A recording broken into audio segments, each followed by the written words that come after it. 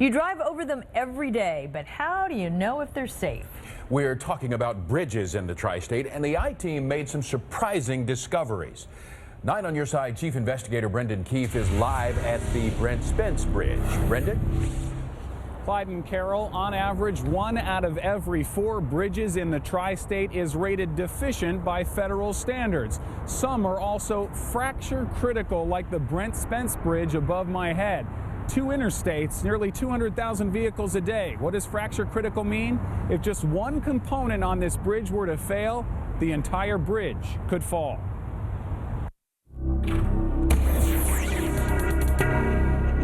I'm walking 240 feet above the Little Miami River.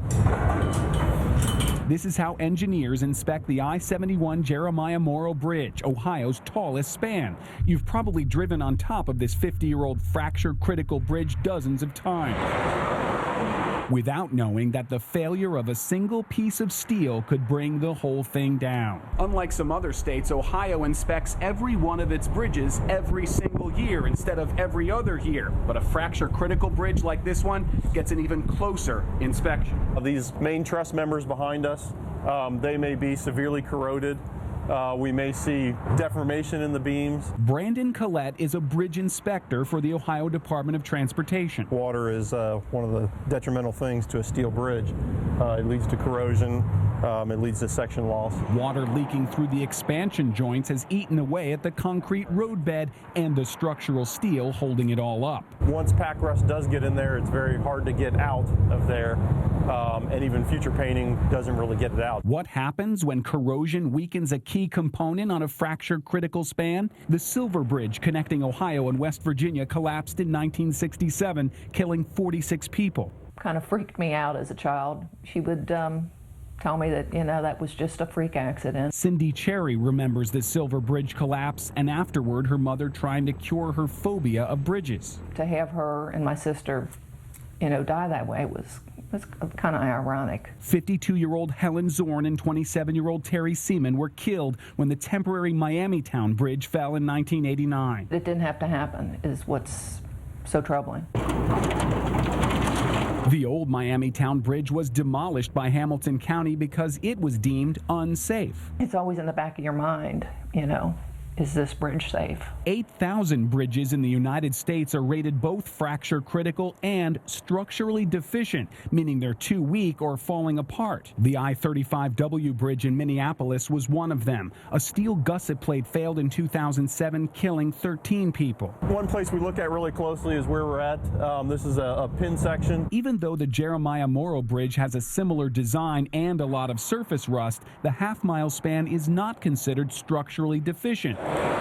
Neither is the Brent Spence. It is merely functionally obsolete, meaning its narrow 8 lanes can't handle the nearly 200,000 cars and trucks that cross the bridge each and every day.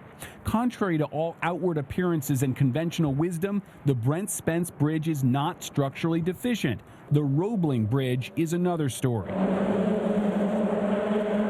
The Suspension Bridge is the icon of Cincinnati. Its towers were finished the year Lincoln was assassinated, but it is both fracture critical and structurally deficient. The recent discovery of cracks led to a temporary reduction of its weight limit from 11 tons down to 3. Covington just closed the 11th Street Bridge because it is both fracture critical and structurally deficient. Built in 1927, the bridge is falling apart, and if just one piece of steel gives way, 11th Street could fall onto the railroad tracks below. This section of the 6th Street Viaduct on Cincinnati's west side was also fracture critical and structurally deficient. Its steel support beams are badly corroded and warped, but the city and state are knocking it down to build a new bridge. Which brings us back to the Jeremiah Morrow. Look in the middle of the north and southbound lanes of I-71 and you'll see a brand new span taking shape. It has concrete and steel components to it, so if anything were to go wrong and that there's other redundant systems within the structure itself that will pick it up and keep anything from becoming catastrophic. After the Silver Bridge failure, regular inspections were mandated. The Minneapolis collapse led to the reinforcement of gusset plates on similar structures, and Miamitown ended construction of temporary river bridges. And back now live at the Brent Spence Bridge, which is in the process of being replaced, a multi-year project we keep hearing about on the news every night, but not because this bridge is structurally deficient. Are you confused by all these definitions? We were too, and that's why we define them on WCPO.com right now. You can see what functionally obsolete, structurally deficient, fracture critical all mean.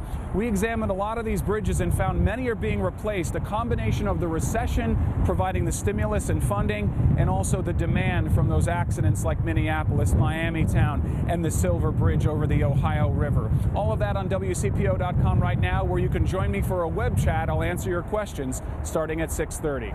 Brendan Keefe, 9 on your side, Covington. Great report, Brendan, and great photography, too, let me add.